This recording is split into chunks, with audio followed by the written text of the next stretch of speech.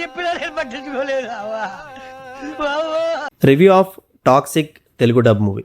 ఎలా స్టార్ట్ చేయాలో కూడా తెలియట్లా. నాకు తెలిసి ఈ 2026లో ఇప్పటివరకు చూసినవి కానీ చూడబోయేవి కానీ అన్ని సినిమాలతో కంపేర్ చేసుకుంటే దీన్ని మించిన ఎపిక్ డిజాస్టర్ మూవీ ఖచ్చితంగా రాదు. ఇండియాస్ బిగ్గెస్ట్ థియేట్రికల్ లాసెస్లో ఇప్పటివరకు కంగువా ఫస్ట్ ప్లేస్లో ఉంది. ఇప్పుడు దాని రికార్డ్ని లేపేస్తామని ఈ టాక్సిక్కే ఉంది. Wish them good luck. చాలా అరుదుగా వస్తాయి ఇలాంటి సినిమాలు. ఇలాంటివి చూసి బాధపడడం కన్నా గుర్తించి గుమ్మం ముందు ఆగిపోవడం తెలివైనోడు చేసే పని. నాకు ఆ ఛాన్స్ ఎలాగో లేదు కాబట్టి తప్పలేదు. చూడని వాళ్ళంతా నా ఒపీనియన్లో అదృష్టవంతులు.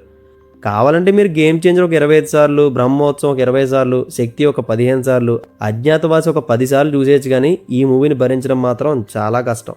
పైన నేను చెప్పిన సినిమాల్లో ఏదో ఒక హానెస్ట్ అప్రోచ్ ఉంటుంది, ఎగ్జిక్యూషన్ దబ్బెట్టేసి ఉండొచ్చు, పర్లేదు భరించగలం. ఈ మూవీలో పర్పస్ ఉండదు, స్టోరీ ఉండదు, మనిషి అన్నాడు అసలు ఎలా ఉండకూడదు, ఉంటే ఎలా అయిపోతాడని హీరో క్యారెక్టర్ ద్వారా చూపిస్తారంతే. పోనీ అదైనా హార్డ్ హిట్టింగ్గా వెళ్తుందా అంటే ఎంతసేపు చంపేయడం, ఎక్కేయడం. ఇదే పొద్దున్న లేచిన గారి నుంచి హీరో చేసే పని. పరమ చెత్త హీరో క్యారెక్టరైజేషన్ అది. అదే బిగ్గెస్ట్ మైనస్ సినిమాకి.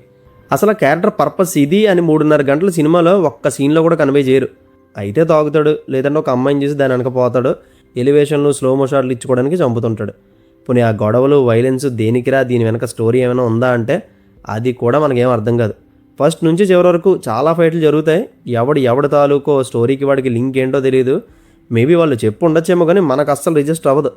బట్ ఎంత వరస్ట్ రేటింగ్లో కూడా ఒక్క పాజిటివ్ యాంగిల్ చెప్పాలంటే నయనతారకి యష్కి మధ్య ఉండే బాండు చాలా బాగా అనిపించింది. అండ్ వాళ్ళ బ్యాక్ స్టోరీ చూపించేది చిన్నదే అయినా ఎంతో కొంత ఎమోషన్ బిల్డ్ అవుతుంది అక్కడ. పోనీ అదైనా ఫుల్ ఫ్లెడ్జ్డ్గా వాడతారనుకుంటే మధ్యలో వదిలి దొబ్బుతాడు. టు బీ హానెస్ట్, సెకండ్ హాఫ్తో కంపేర్ చేస్తే ఫస్ట్ హాఫ్ కియారా వచ్చేంత వరకు సినిమా రోత.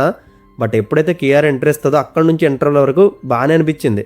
కానీ ఇంటర్వల్ చూసాక అనిపించింది సెకండ్ హాఫ్ ఇంకేం చెప్తాడులే, సీట్లో కూర్చోబెట్టి గ్యారంటీగా కత్తితో పొడి చేస్తాడు అనుకుని ఎక్స్పెక్ట్ చేశా.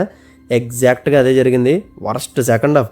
లాస్ట్లో ఒకే ఒక్క ట్విస్ట్ ఇస్తాడు, అది మాత్రం బాగా అనిపించింది. దాన్ని ఒక్కదానికి మనం అంటామని ఎక్స్పెక్ట్ చేసి రెస్ట్ ఆఫ్ ద మూవీ అంతా తల అంటేసాడు. ఎండింగ్ కూడా అబ్రప్ట్గా ఎండ్ చేస్తారు, అస్సలు నచ్చలేదు. చాలా రేర్గా అనిపిస్తుంది నాకు. ఇంకా చూసిన చాలారు ఇంటికి పోదామని. అలా 4 సార్లు అనుకుని ఈ సినిమా చూస్తున్నప్పుడు. ఏసీ కూడా బాగానే వేసాడు కానీ నా వల్ల కాలేకపోయింది. ప్రొఫెషన్ కాకపోయి ఉంటే డబ్బులు పోయే అనుకుని ఇంటికి వెళ్ళిపోయాడు. ఇందులో చాలా క్యారెక్టర్స్ ఉంటాయి, ఏదే మైండ్కి ఎక్కదు. ఏదో ఎందుకు అసలు హీరోనే మైండ్కి ఎక్కడు. కానీ ఈ కథని గుడ్డిగా నమ్మేసి యష్ ఫుల్ ఎఫర్ట్ పెట్టేశారు. బెస్ట్ స్క్రీన్ ప్రెజెన్స్ అవుతుంది అందులో టాప్. పెర్ఫార్మెన్స్ కూడా చాలా బాగుంటుంది. అండ్ కియారా రోల్ నచ్చింది అంతే. ఇంకా మిగతా రోల్స్ గురించి ఎంత తక్కువ మాట్లాడుకుంటే అంత మంచిది. సినిమాటోగ్రఫీ అండ్ ప్రొడక్షన్ వాల్యూస్ మాత్రం peaks. Ravi Basrur music decent. యాక్చువల్గా ఈ టాక్సిక్ క్రెడిట్స్ మొత్తం పాపం గీతూ మోహన్ దాస్ గారికి ఇవ్వకూడదు. రైటింగ్లోని డైరెక్షన్లోని మన యష్ కూడా వన్ ఆఫ్ ద పార్ట్స్ అయ్యారు. ఇస్తే ఇద్దరికి క్రెడిట్స్ ఇవ్వండి. ఇంకా చెప్పడానికి ఏమీ లేదు.